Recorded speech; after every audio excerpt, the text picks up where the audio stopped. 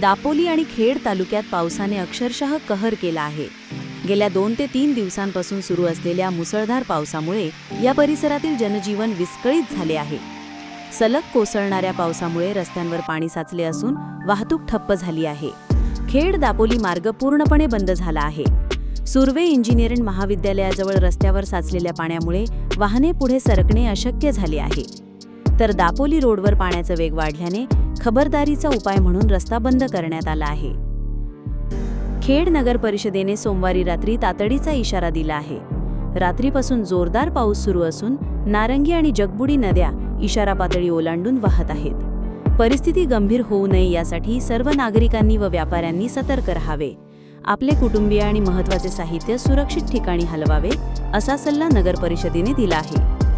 दरम्यान पावसामुळे खेड शहरातील अनेक भागात पाणी साचले आहे. बाजारपेठ, मुख्य रस्ते आणि खालच्या भागातील वस्त्यांमध्ये पाण्याचे प्रवाह घरात घुसल्याचे दिसून आले आहे. किरकोळ मालमत्तेचे नुकसान झाल्याचीही माहिती समोर येत आहे.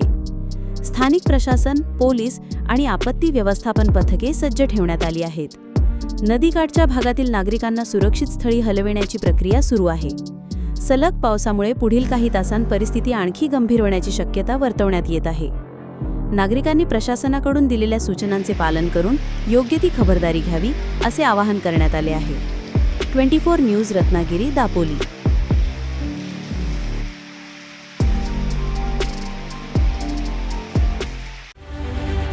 रत्नागिरी 24 न्यूज चॅनलला आताच सबस्क्राइब करा आणि शेअर करायला विसरू नका.